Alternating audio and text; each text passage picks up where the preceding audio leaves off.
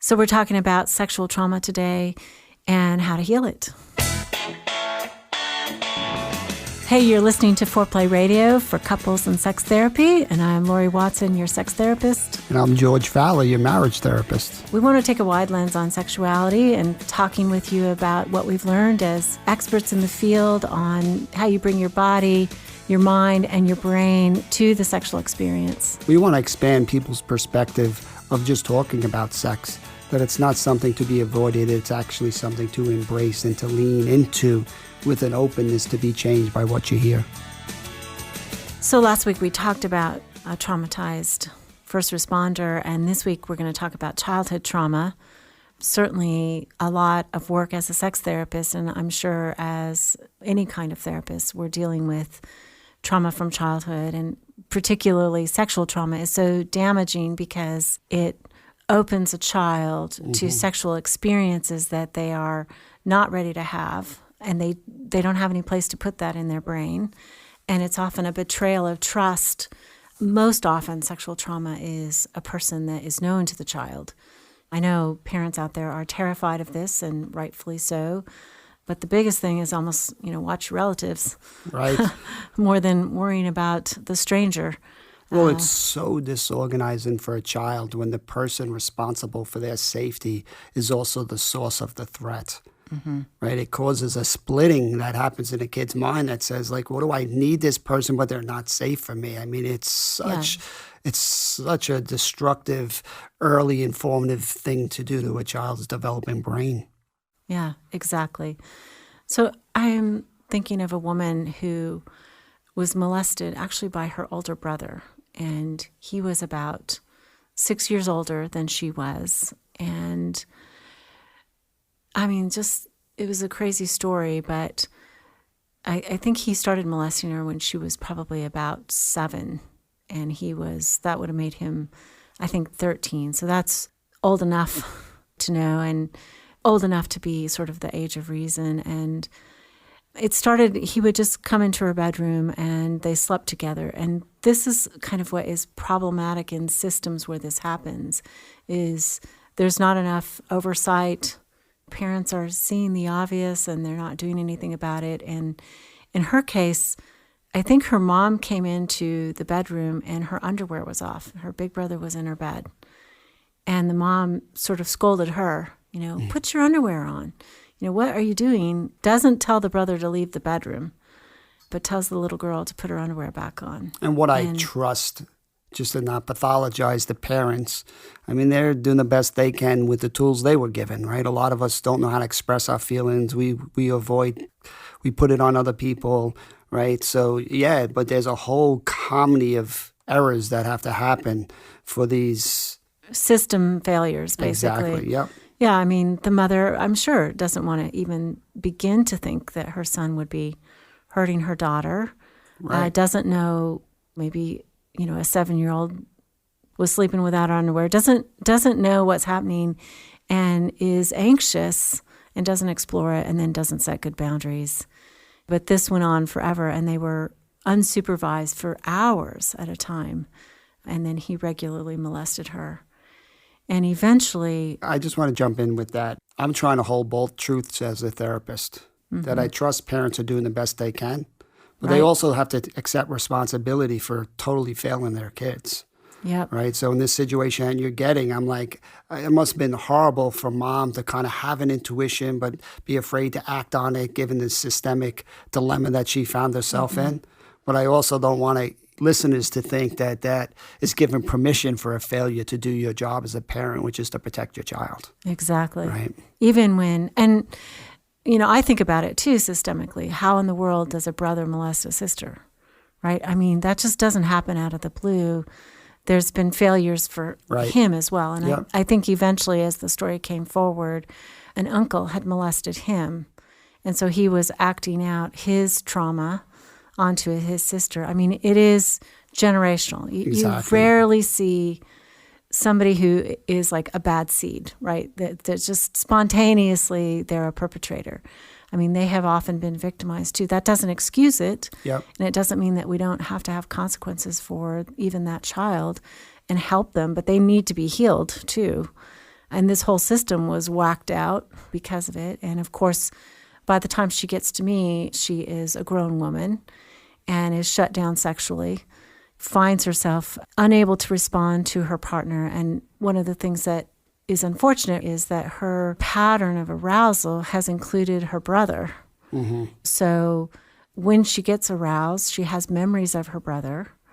And so it's not that she can't get aroused, it's that she doesn't want the association to her brother. So she shuts that down, won't let herself respond to her husband because then that memory is going to be triggered, that trauma is triggered. And I mean, this is kind of the perverse thing about childhood molestation, right, is sometimes it feels good. And we know it's wrong, and it is wrong, but the body responds to touch, regardless sometimes of who's touching. Touch, attention, affirmation, kindness. I mean, there's a lot of things that the body is getting in those moments. Yeah, and this little girl idolized her older brother, right? Wanted his attention, and he sort of teases her and disdains her at the dinner table, but then is kind and loving and touching in the bed. Yep. And talk about confusion and awfulness. So then sexually with her husband, what does she do with this? She just decides, I'm not going to be responsive.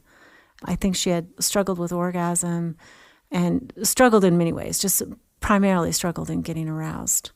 So eventually I saw her for some period of time, and of course that included holidays where she was having to go to Christmas dinner, Thanksgiving, where her brother is present and bring her own children there, and her family doesn't understand why she won't let her children be in the same room with her brother, and they're trying to struggle to have an adult relationship. You know, what do you do about that? And so in essence, the trauma keeps getting re-triggered. Yep. Because this is not a person that she can get away from. And her parents never knew. So part of our work was working through breaking the secret. I think with sexual trauma, with any kind of trauma, people have to tell about it. And with sexual trauma, and there's a trusted person involved, you know, you have to break it to the rest of your family that this trusted person hurt me, which is going to be so painful for the rest of the family. And it was so difficult for her to break her mother's heart to say, well, you know,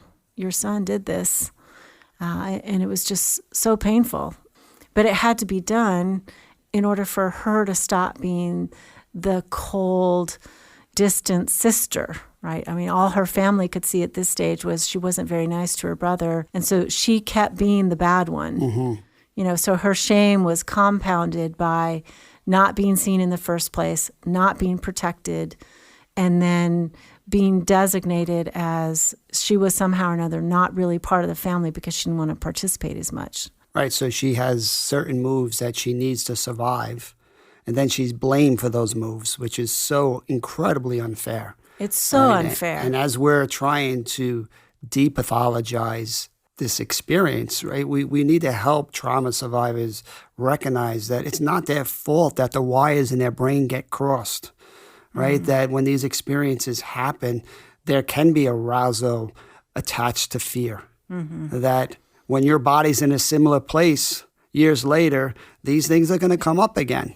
And if your strategy is to avoid it because that means you're a bad girl and you feel the pain and the fear, then you're going to have to cut that off. Mm-hmm. And when you don't recognize it and trying to cut that off, you're losing your life energy in doing that. Exactly. And then it's set up to really start to impact.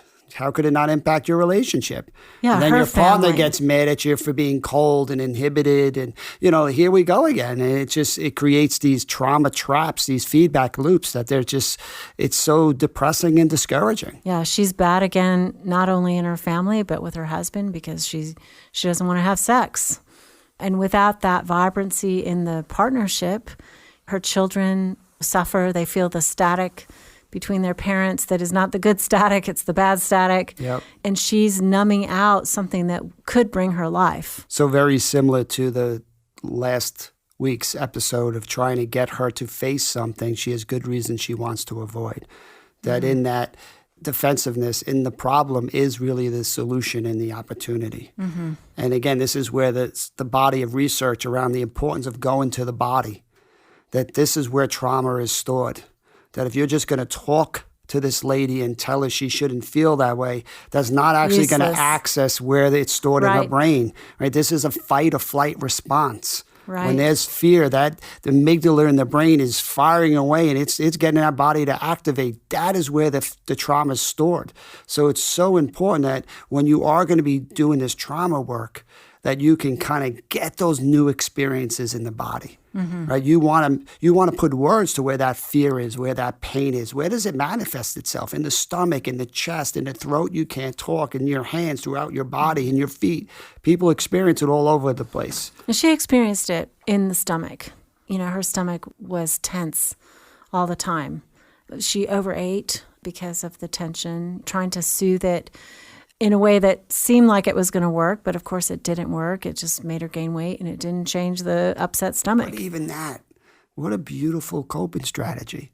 Your body looked for some relief from this pain, some feeling of aliveness. Wouldn't eating kind of make you feel temporarily better? Eating is so sensual. Right. But You know? again, it's another short-term solution that in the long term starts to reinforce even more of the problem. Now we're going to throw overweight and overeating into this mix of already not feeling safe, relationship problems, extended family And problems. talk about body shame problems. You know, if you're overweight and female, that's going to be compounded. This work certainly can be depressing at times. Yeah, exciting most of the time because I think we can help. But let's come back and talk about if you're not in therapy, or if you know your partner is traumatized, or if you have been traumatized and maybe withdrawn sexually, how can you figure this out with your partner? Right. Speaking with certified sex therapist Laurie Watson from Awakening Center for Couples and Intimacy. Laurie, what is an intensive? So an intensive is 12 to 14 hours of therapy all in one weekend. And it's a way to really make fast progress compared to weekly therapy. I mean, there's just so much more you can get done when you have a chunk of time. Overcome the challenges in your relationship and your sex life. Learn more about intensives and Awakening Center's other services at awakenloveandsex.com. Hey, I want to let you guys know all about George. He's written and contributed to several books, and I'd especially like to draw your attention to his book, Sacred Stress, a radically different approach to using life's challenges for positive change. His book is about a mission on how you adopt new strategies and turn stresses into a positive force in your life. And who among us doesn't live with a lot of stress these days? We'll keep you posted as to all he's doing. But George and other EFT therapists all around the country and the world hold couples retreats called Hold Me Tight, which is developed by Sue Johnson, and it helps secure your own relationship. If you'd like therapy with George, find him at georgefowler.com. Okay, so we're back and talking about sexual trauma and what you do as a couple.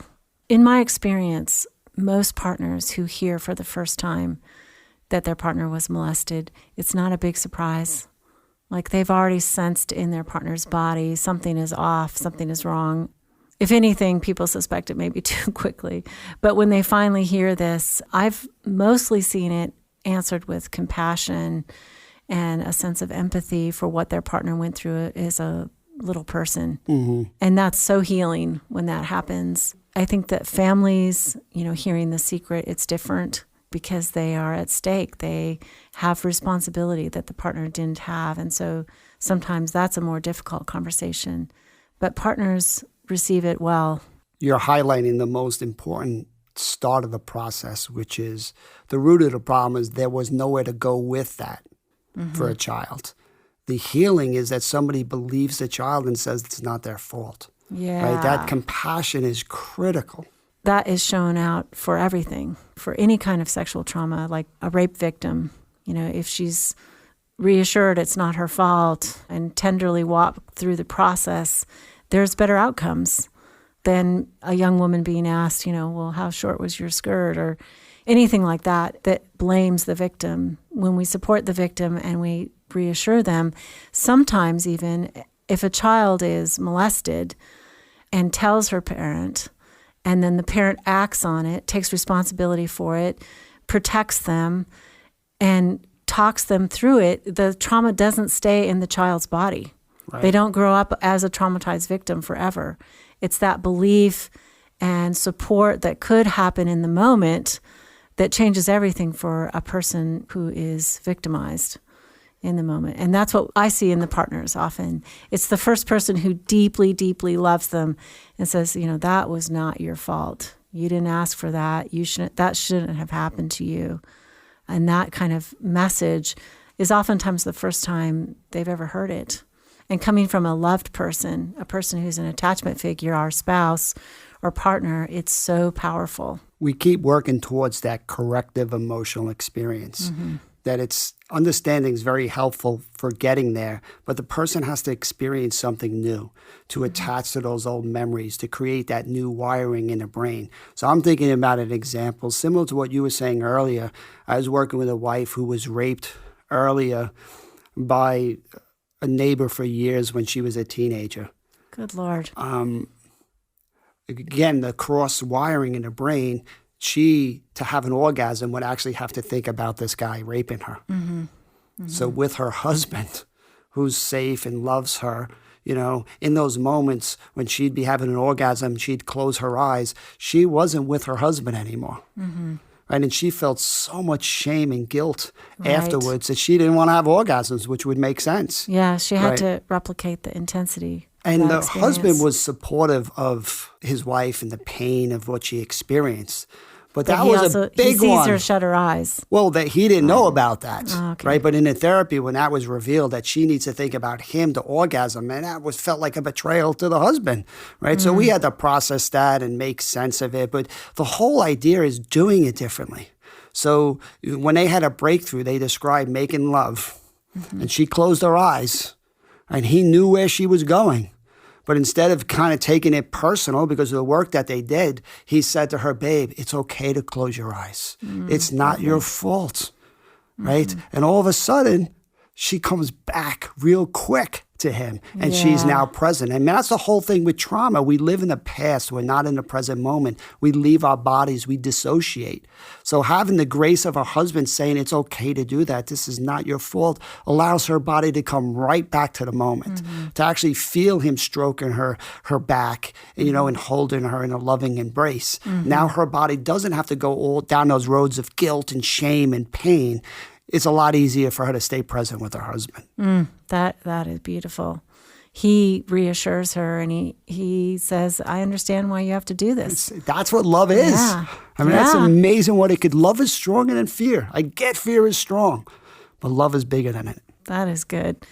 Some of the research is about how if we're in terrible situations and experience trauma, if we come from secure backgrounds, we don't suffer as much. And I think what you're saying is that can be retroactive as well. Like in the secure partnership with our partner loving us, it works backwards as well. We can now heal the trauma that happened through the security of the partnership. Right. What you're describing sounds a lot like post-traumatic growth. A lot of people know about post-traumatic stress, but the same amount of people after an adverse challenge actually reprioritize their life for the better.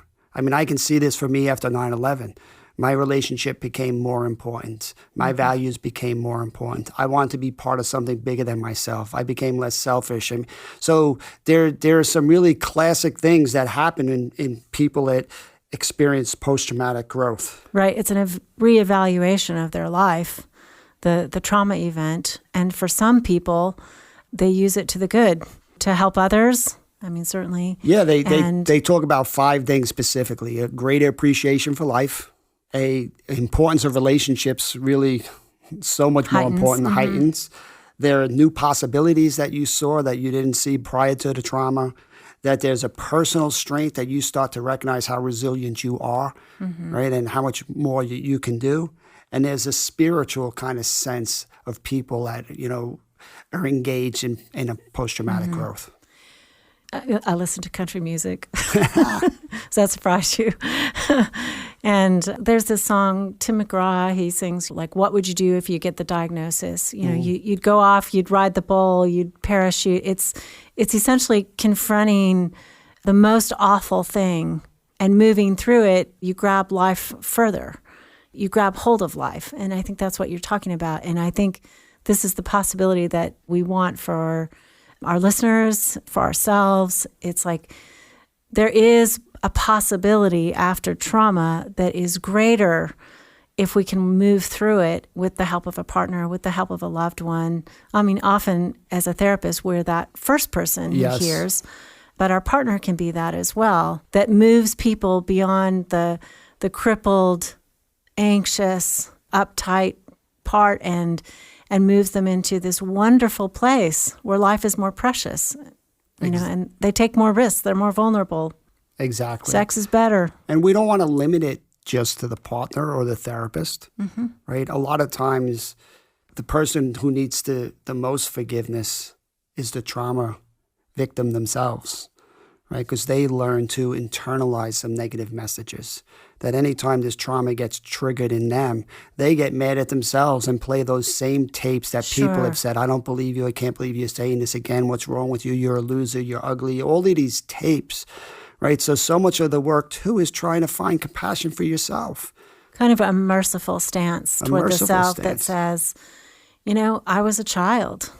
Yes, my body responded because that's what bodies do. Or, no, I didn't tell my parents because, I thought they would break up. Or I didn't tell my mom that stepdaddy was doing this because she was economically dependent. It's that mercy in terms of seeing the child part of themselves and the binds that the child lives in versus the adult looking back and saying, well, why just didn't you say something?